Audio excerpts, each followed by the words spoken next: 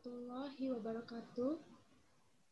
Perkenalkan, nama saya Desi Rahmadani, NPM 1802070033, semester 5, kelas 5A pagi, Prodi Pendidikan Akuntansi, mata kuliah Workshop LPT Akuntansi, dosen pengampu DLA Fatmawati MM. Saya akan mempresentasikan hasil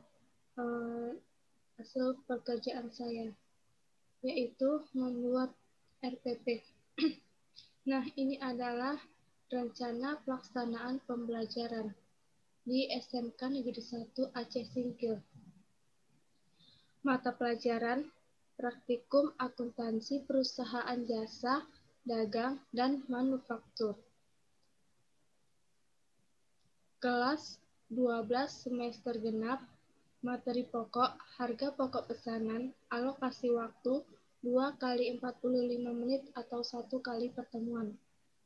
Kegiatan, kompetensi inti, memahami, menerapkan, menganalisis, dan mengevaluasi tentang pengetahuan faktual, konseptual, operasional dasar, dan metakognitif sesuai dengan bidang dan lingkungan kerja akuntansi. Kompetensi dasar, yang pertama, mengevaluasi hasil perhitungan harga pokok pesanan. Yang kedua, membuat kartu harga pokok pesanan. Media, alat, bahan, dan sumber belajar.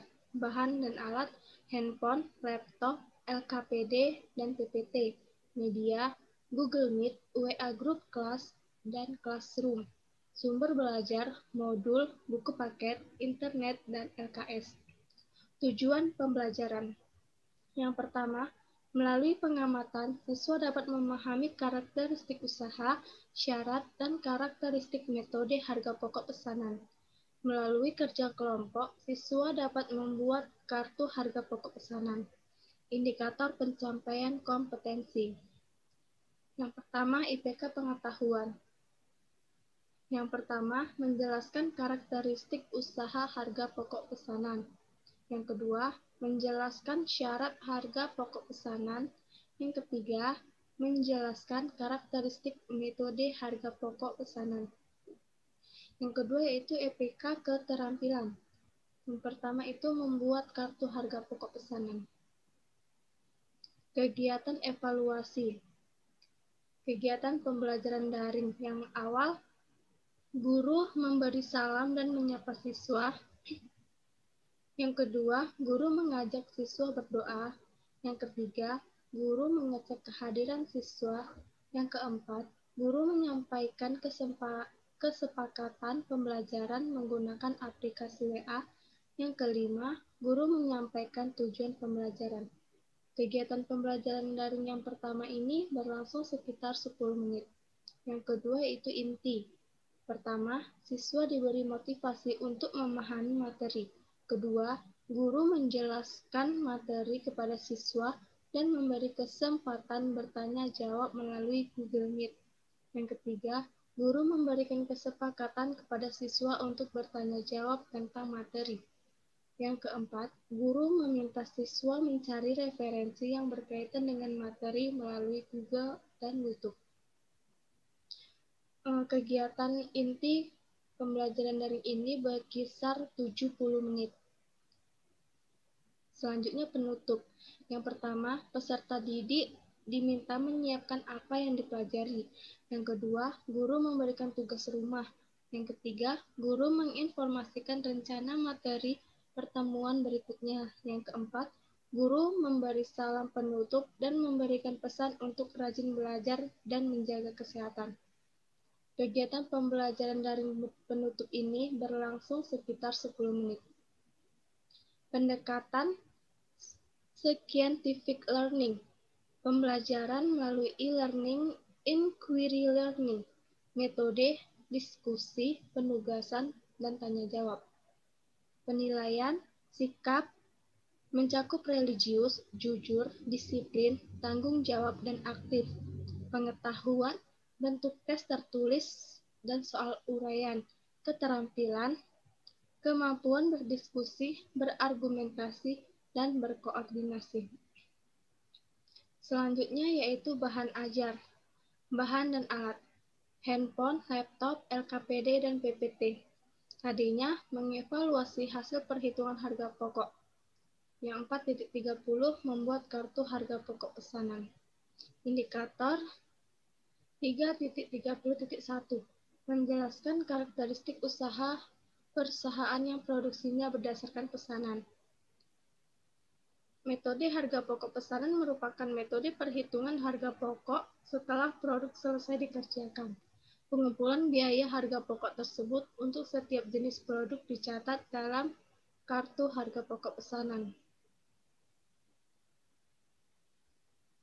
Selanjutnya yaitu indikator 3.30.2 menjelaskan syarat menentukan harga pokok pesanan. Yang pertama, setiap pesanan produk harus dapat dipisahkan identitasnya dengan jelas dan harus dilakukan penentuan harga pesanan secara individu. Yang kedua, biaya produksi dibagi menjadi dua golongan, yaitu biaya produksi langsung yang terdiri dari biaya bahan baku dan tenaga kerja, serta biasanya produksi tidak langsung yang terdiri dari biaya-biaya produksi selain biaya bahan baku dan biaya tenaga kerja langsung. Yang ketiga, biaya bahan baku dan biaya tenaga kerja langsung dibebankan langsung pada pesanan, sedangkan biaya produksi tidak langsung dibebankan pada pesanan tertentu atas dasar tarif yang ditentukan di muka. Yang keempat, harga pokok setiap pesanan ditentukan saat selesai pengerjaan. Yang kelima, harga pokok persatuan produk dihitung dengan membagi jumlah biaya produksi yang dibebankan pada pesanan tertentu dengan jumlah satuan pokok dalam pesanan terkait. Indikator 3.30.3 menjelaskan karakteristik harga pokok pesanan. Yang pertama, perusahaan memproduksi bermacam-macam produk berdasarkan spesifikasi pemesanan dan setiap jenis produk perlu dihitung harga pokok produksinya secara individual. Yang kedua, ada pula kelompok dari biaya produksi yang berhubungan dengan produk, yaitu biaya produksi langsung dan biaya produksi tidak langsung. Yang ketiga, biaya bahan baku dan biaya tenaga kerja langsung termasuk biaya dari biaya produksi langsung. Yang keempat, biaya produksi langsung diperhitungkan sebagai harga pokok produksi pesanan tertentu berdasarkan biaya yang sesungguhnya terjadi. Yang kelima, saat pesanan telah selesai diproduksi, harga pokok produksi dihitung per unit. Caranya dengan membagi jumlah biaya produksi yang dikeluarkan untuk pesanan tersebut dengan jumlah unit produk yang dihasilkan dalam pesanan yang bersangkutan. Selanjutnya yaitu media pembelajaran. Media pembelajaran yang saya gunakan ada 3. Yang pertama yaitu melalui WhatsApp grup kelas. Yang kedua melalui Google Meet. Yang ketiga melalui Classroom. Selanjutnya yaitu LKPD atau lembar kerja peserta didik. Kompetensi dasar 3.30 mengevaluasi hasil perhitungan harga pokok pesanan. 4.30 membuat kartu harga pokok pesanan. Indikator pencapaian pembelajaran IPK pengetahuan 3.30.1 menjelaskan karakteristik usaha perusahaan yang produksinya berdasarkan pesanan. 3.30.2 menjelaskan syarat menentukan harga pokok pesanan. 3.30.3 menjelaskan karakteristik metode harga pokok pesanan. IPK keterampilan 4.30.1 membuat kartu harga pokok pesanan. Tujuan pembelajaran. Yang pertama, melalui pengamatan, siswa dapat memahami karakteristik usaha, syarat, dan karakteristik metode harga pokok pesanan. Melalui kerja kelompok, siswa dapat membuat kartu harga pesanan. Petunjuk umum untuk menjawab soal. Yang pertama, periksalah dan bacalah soal dengan teliti sebelum Anda menjawab. 2. Dahulukan soal-soal yang Anda anggap mudah. 3. Periksalah jawaban Anda sebelum mengumpulkan tugas. Ini adalah contoh soal. Perusahaan mebel antik berproduksi atas dasar pesanan. Biaya-biaya dikumpulkan atas dasar pesanan. Pada tanggal 17 Juli 2009, perusahaan Antik mendapat pesanan untuk membuat meja dari Hotel Garuda dengan biaya atau kontrak sebesar 12 juta rupiah. Pesanan harus sudah selesai paling lambat tanggal 12 Agustus 2009. Atas pesanan tersebut, memberi kode job nomor 58. Yang pertama ada pembelian barang-barang yang dilakukan. 20 keping kayu mahoni harga 500.000, 100 liter politur 5.000, 15 peti lem 20.000, 5 peti kayu 40.000. Permintaan bahan baku untuk memproduksi job nomor 58. 5 keping kayu mahoni, 10 liter politur, 1 peti lem, 1 peti kayu. Biaya tenaga kerja yang dikeluarkan untuk mengerjakan pesanan. Tenaga kerja langsung 3.500.000, tenaga kerja tidak langsung 1 juta rupiah. Biaya overhead pabrik sesungguhnya selain yang terjadi di atas adalah sebesar 2 juta rupiah. Biaya overhead pabrik dibebankan atas dasar tarif yaitu 75% dari biaya tenaga kerja langsung. Pesanan tersebut dapat diselesaikan dan diserahkan kepada pemesannya sedangkan pembayarannya diterima 20 hari kemudian. Yang diminta, yang pertama, buatlah jurnal-jurnal yang diperlukan. Yang kedua, aliran biaya pada akun-akun yang bersangkutan. Yang ketiga, kartu biaya atas pesanan tersebut. Jawab. Yang pertama yaitu membuat jurnal-jurnal yang diperlukan. Yang pertama ada mencatat biaya gaji dan upah langsung dan tidak langsung. Ini dia jurnalnya. Jurnalnya ada BDB atau BTKL job 58 di debit 3.500.000, BOP sesungguhnya di debit 1 juta, biaya gaji dan upah di kredit 4.510.000 rupiah.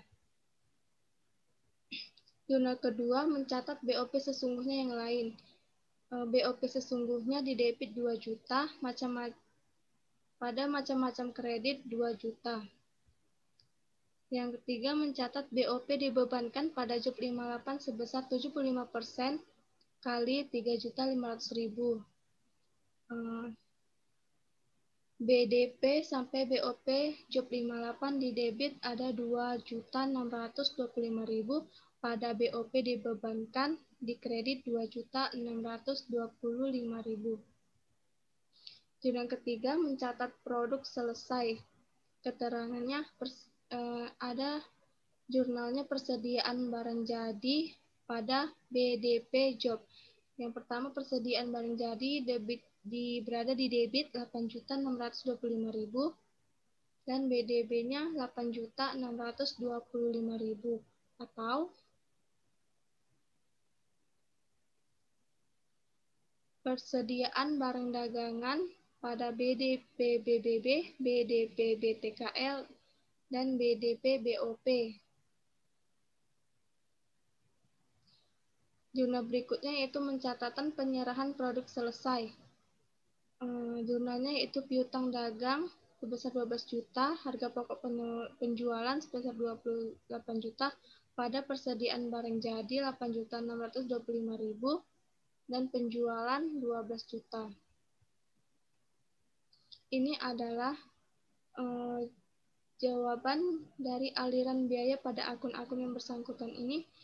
Jawaban dari nomor 2. Setelah membuat jurnalnya, selanjutnya yaitu dipindahkan ke aliran biaya pada akun-akun yang bersangkutan.